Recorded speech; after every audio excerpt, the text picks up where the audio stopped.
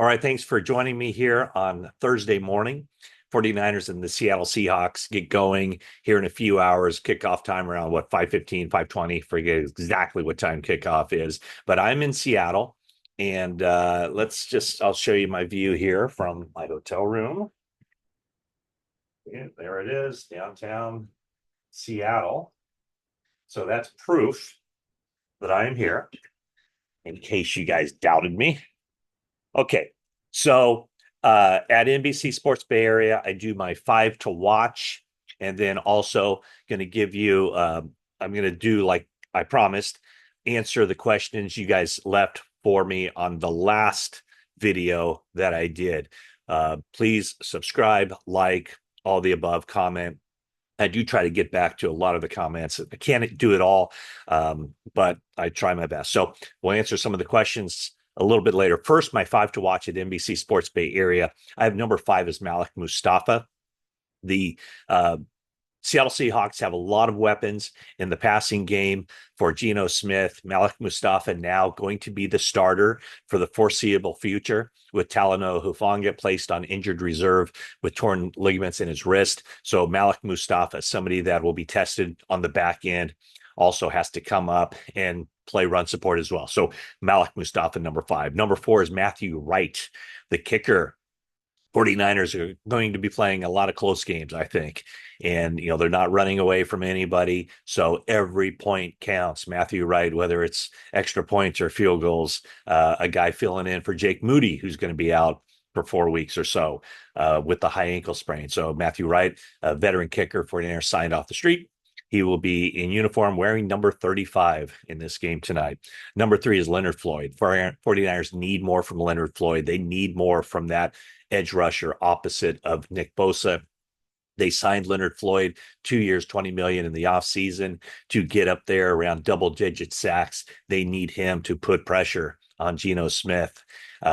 Floyd's coming off what was probably his best game so far, 3 pressures and a sack. He has 2 sacks in 5 games. 49ers need more from him. Number 2 is Brock Purdy. He's going to be tested. This is a test tonight against Mike McDonald's defense. McDonald, the former Ravens defensive coordinator, had the answers for Purdy last year. Purdy threw 4 interceptions in that game. I think teams have been using that blueprint of taking away the middle of the field. So Purdy has to come up with the answers tonight in front of a national television audience. And then number 1, I'm going with Deebo Samuel. Whenever the 49ers need something, whenever they need a spark, they oftentimes turn to Deebo Samuel. And this is an offense in need of a spark. Deebo got off to a fine start this season, his first 2 games. After missing a game with an injury, he came back and he hasn't produced in the fashion that 49er fans have come to expect. So Deebo Samuel, this could be a game where he needs to step up. Brandon Ayuk stepped up last week in a losing cause. Now they need all these pieces to fit together. So that's why Deebo Samuel is my number 1 player to watch. Okay, now let's go to the mailbag, and I'm going to zip through some of these questions and comments. And I'm actually going to put on my readers so I can read exactly what we got going on here. P. Pisters 2000 says, keep up the good work, Matt. Thank you very much. Hopper 830 is nervous about the game. Here's Mr. Abstract J. With all these injuries to the D-line, do you think the 49ers will trade for a D-tackle or explore available free agents like Hassan Ridgeway? I don't think so. Well, I mean, they might, but I don't know that that's in the cards necessarily, because they still have guys on the practice squad that they have the ability to bring up. If there was a veteran like a Ridgeway or somebody like that they wanted, that player would probably already be on the practice squad for them. So I would say right now they're holding pat. Of course, Jordan Elliott is out for this game with a knee injury. CAT, I think this is California to Tennessee to California. Do you see the request the NFLPA has made for changes regarding locker room interviews? Or how do you see it? Having been part of the environment for many years, do you see a change that could potentially be addressed how locker room interviews are conducted? Honestly, Juice reacted in a way that would lead you to believe he has an issue with it. I don't know that anybody in the 49ers locker room has an issue with it, to be honest with you. And around the league, it's kind of each team has kind of handled it differently. Since the NFLPA made that statement, nothing has changed with the 49ers. I think just a lot of the veteran guys really don't see an issue with it. Players have always had the ability to just say, hey, if you want to talk to me, let's go outside the locker room. The locker rooms are not closed to the media. And players have the right to say, if you want to interview me, let's go outside the locker room. But no 49ers players have taken that, use that option. So this week, Trent Williams, Deebo Samuel, Brandon Ayuk, Fred Warner, Nick Bosa, on and on and on. Everybody have done their interviews inside the locker room. The only player who goes to the podium during the regular season during the week is Brock Purdy. So there hasn't been an issue. And what Curtis Robinson, the player rep, told me was that everybody's an adult in that locker room. If anybody chooses to do it outside the locker room, that's fine. But none of the veteran players have chosen to go outside the locker room for interviews. So there you go. Richard Diaz, 591, says, hello from Virginia. I like the rankings you went over with the offense. Yeah, I think let's see. I realize stats don't necessarily determine wins and losses, but comparison to your peers is always informative. Maybe you can choose a group to highlight during the video session. I don't do the videos, but thank you. Encourage faith. My question is, when you travel for away games, which media members do you hang out with the most? I would say I probably hang out with my colleague Jennifer Lee Chan and Cam Inman the most. Wednesday night in Seattle, we had a group that went out to dinner. Nick Wagoner, Tim Kawakami, Mike Silver, and Jennifer. Barrows is kind of a homebody. Don't see him too much on the road. Oh, and Eric Branch last night. So it's a pretty good group, obviously. I guess I wouldn't have said it if I don't.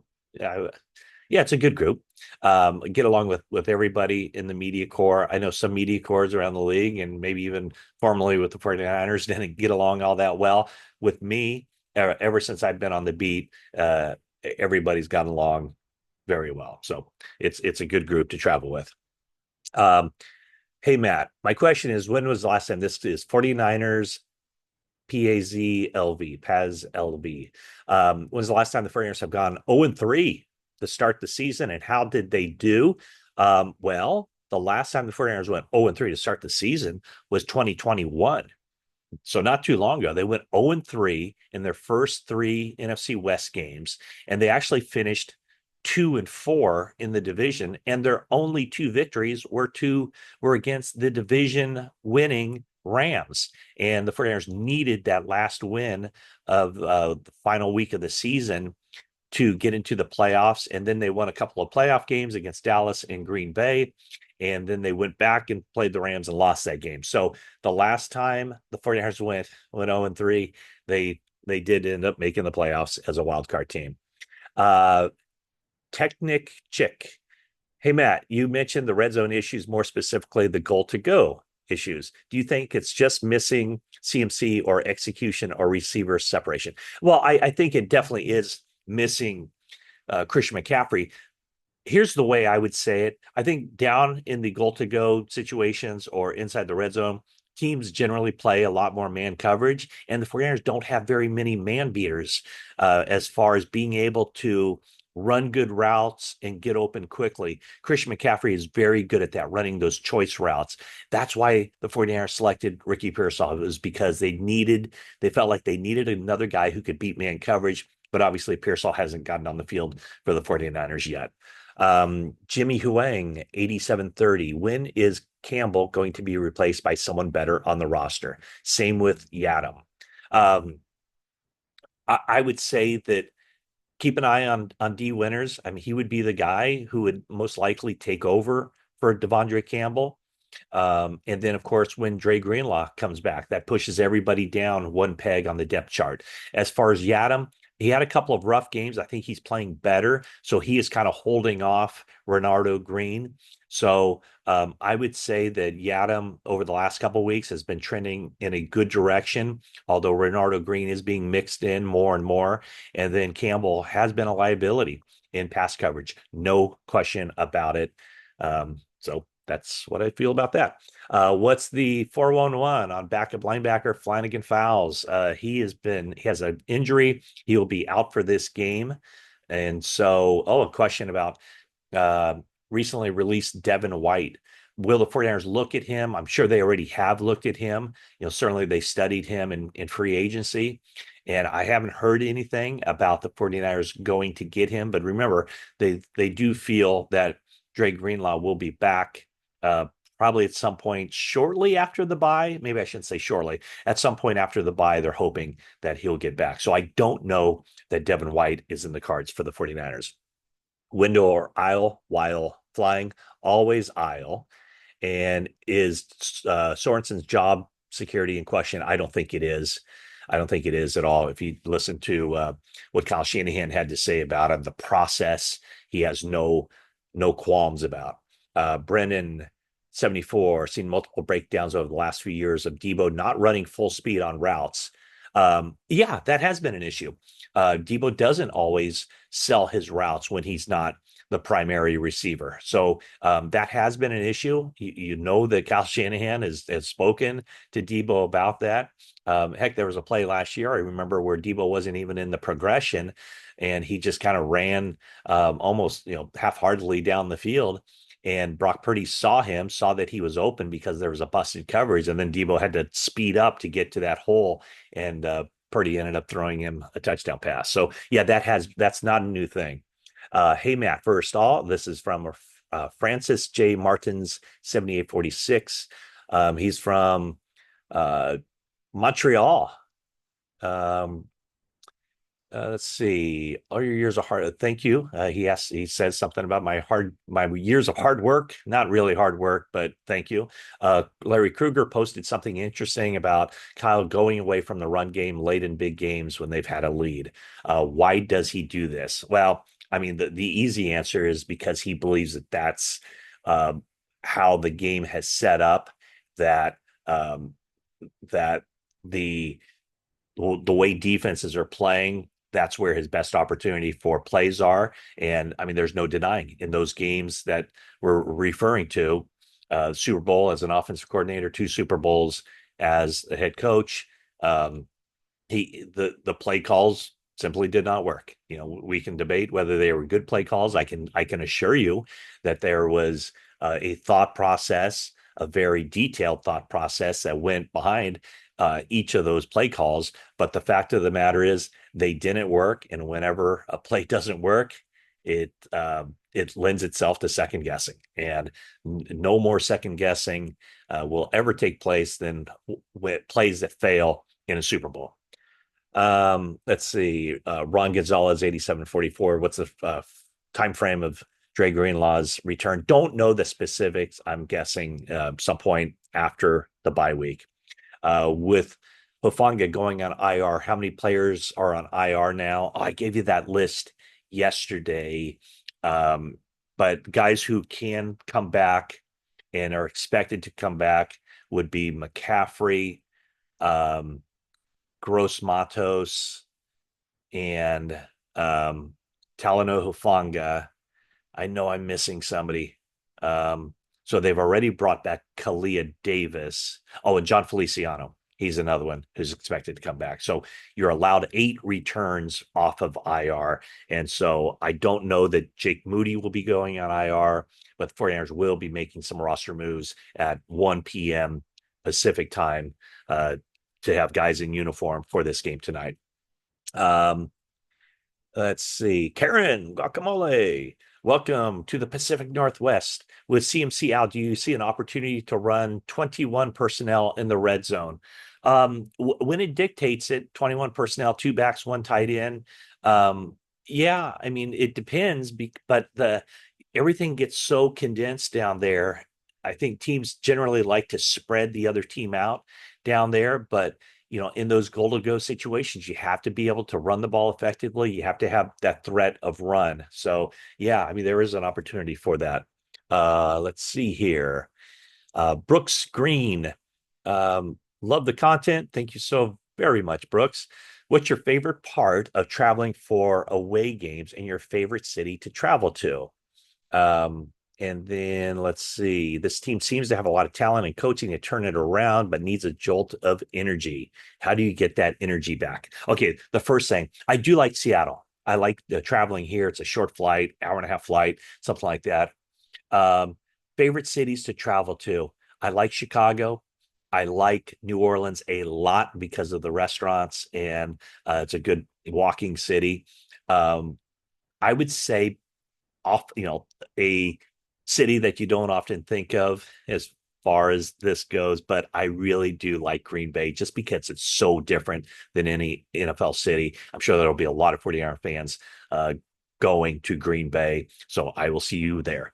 As far as the jolt of energy, they need to win. I know it sounds simple, but winning gives teams that jolt of energy that they need. So this is a big one heading into the mini bye week is what they call it. Okay, LRD 175. Is there any update on Feliciano? There isn't, although I have seen him around. He's been on the practice field a lot more, so it leads me to believe he's getting close. And oh, by the way, a Christian McCaffrey update. I haven't talked to him, but I did see him walking through the locker room on the last day I was there on Tuesday. He looks fine. Talking to other players, his spirits are good. I think he's making good progress, and I think there is a lot of optimism that he'll be able to get back on the field sooner than later. Let's see here. S. Guile 53. It seems to me there are a number of opportunities for Brock Purdy to run instead of forcing a pass. Yeah, and he has used a lot of those opportunities. He is holding the ball longer, I think, because of the coverage. A lot of teams doing three-man rushes, which means more guys in coverage. And so he has had some opportunities to run, and I think he's taken advantage of some of those. Maximilian Studio, with your long coverage of the team, do you maintain an even perspective to losing spells? Yes, I do. It doesn't really. Yeah, I mean, whenever I cover the team, I have no. I don't do anything that determines wins or losses. So I focus on the job I do and try to do the best I can. So that's how I approach my job. Do you see any sinners pushing out Brindle? Anyone pushing McKivitz out? I don't. I think the 49ers feel like they have their best offensive lineman on the field now. And so anybody that they would go to would be a downgrade over the guys they already have. Um, Hey, listen to this. Stay Greasy 107. Mr. Mayoko, fun fact. My first ever taxi driver in Italy had your last name. Well, how about that? That's pretty good. Oh boy, here's one from TR TRSPOTR. Any score prediction? Well, you're not gonna like this one. I've picked the 49ers in every game this season. And so it's kind of like, if the dog bites you once, shame on the dog. If the dog bites you twice, shame on you. Um, Honestly, I think if I were to make a prediction for this game, you wouldn't like it. So let's see if the 49ers can prove me wrong and kind of put their money where their mouth is and win a game here. Okay, Joe Reno 84-72. With the 49ers defense has been performing lately. Is it possibly linked to the absence of Dre Greenlaw? Absolutely. 49ers defense is not as good without Dre Greenlaw. No question about it. Um, Here's from Kerry Keene, 5580. With the tackling being bad and broken tackles that we've seen, tackling is an attitude. So don't know if you can improve unless big changes in personnel on defense. Yeah, tackling can improve. It's technique, it's concentration, it's all the above. Corey Campbell, R6T. If Ward can't go, do you think Lenore will travel with DK? I don't think so, just because I think the Seattle Seahawks have so many different weapons in the passing game, and Ward, I don't know that they'll use that same strategy this year as they did last year. Ward isn't playing as well as he was a year ago. And I think a lot of that has to do with physical issues. He does have the knee, so he's questionable for this game. But I don't know that they'll have anybody traveling with him. And I don't think they would do that with Lenore because in nickel, when their nickel defense is out there, Lenore is the guy who covers the slot receiver. So I don't think I would be a little bit surprised if they do traveling with DK Metcalf. Tina Lee, 11-14. Will Kyle Juszczyk still be punt returner? No, I don't think so. I think that's going to be Jacob Cowing. He's been cleared. He'll be back on the field. So Kyle Juszczyk, very sure-handed, but not a punt returner. So he's only back there in emergency situations when they need somebody to catch the ball. Which players are playing hurt? The injury report came out yesterday. I don't know if anybody's playing hurt. They're all kind of banged up. Big ones, George Kittle and Fred Warner, are off the injury report, so they've been cleared to play, and they will play in this game. Brian Taylor, will Kyle ever run the ball when it counts? That goes back to that previous question. Devin White, I don't know if he's in the cards for the 49ers. Is Deebo getting traded on the deadline? I would not think so. Here's a good one. Mr. Fish and Chips, OBE. Thank you for the praise there, the flattering words. Is 8 seasons too long? When do players begin to question the authority of the team if they believe it should be different and better? Bill Walsh always had this theory that 10 years was the longest an NFL coach could stay on the same job. This is the 8th year for Kyle Shanahan. The players start to question authority when they don't think that there's a plan in place. Players question authority when they don't feel like the coach is putting them in a position to maximize their talents. That's the one thing that I've never heard anybody with the 49ers talk about is the coaching, especially offensive. I mean, if you've been around the players, they speak glowingly about how much football they've learned from Kyle Shanahan. So I haven't heard anybody question the authority or the plan for the offense. So I don't see that as being an issue. But anytime there's a losing season and team isn't performing up to expectations, there's always going to be, some grumbling going on. And it's a matter of, does the locker room stick together? Does the locker room stay with the head coach? So far, that hasn't been an issue. And anybody I get a lot of this, when are they going to fire Kyle Shanahan? If they don't make the playoffs, will they fire him? They won't ever fire Kyle Shanahan unless the locker room kind of dictates it. And if the culture inside the building disintegrates, that's when you fire a head coach, along with the losses, of course. Another question, Matthew M11 about Dre Greenlaw sometime after the bye week. Why, Oscar Sir, do we know why we're the worst yak offense? And I don't know. I think it's because of just the separation. Teams have kind of figured out what the 49ers want to do offensively, and they've done a very good job of taking that away from them. Any indication, this is from Giants Niners fan 56, any indication the Niners are thinking about benching Campbell? He's been terrible, and PFF stats prove it. Again, keep an eye on D Winters, but right now, the 49ers don't have a whole lot there at that linebacker position. Can you explain why they don't have a backup kicker that practices? Well, it's teams. There's not a team that has a backup kicker up on game day. The backup kicker is generally the punter, and so that's why. I mean, the teams are only allowed to dress up 48 players for games and play them. So those spots for being in uniform, those are highly coveted. And so teams are never going to keep a backup kicker. What's the X factor to the game? Oh boy. Red zone. I don't know if that's an X factor, but that's definitely something big. Tommy 8070, Tommy D. Stats mean nothing with losing records, of course. Luke Swift, do you consider yourself a 49er fan or a beat reporter? No, I consider myself a beat reporter. I have to be objective. I try to give you my honest take on everything. I'm not going for clicks or anything else. If I see it, I report it. And there are times that, there I ask questions or have to write stories that might, that the team certainly doesn't appreciate or sign off on. So no, I'm a reporter and I'm not a fan, but uh, I I like to think, I'm the conduit, I guess, for 49ers fans. Um, Question about my colleague Grant Cohn. As a reporter, what's your take on players or even Kyle sometimes icing out Grant Cohn?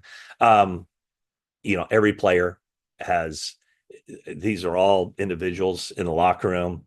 And so, as a reporter, you try to develop, sources, relationships, and trust. That's the main thing that that I try. And, if I write something negative or say something negative, you always try to be accountable. I always try to be fair. No, don't, no personal cheap shots, no grudges, no nothing. So that's how I approach my job. And so every reporter and every player, individual, they approach relationships in their own way. I think that's it. That is it. Well, I think I made it through. I think this probably lasted a little bit longer than I thought it would, but thanks to everybody for all the questions. Hopefully I got to yours. Hopefully I answered it well enough for your satisfaction. And again, subscribe, like, comment, and enjoy the game. Maybe I'll check in later after their roster moves if there are anything too notable. And that's it for now.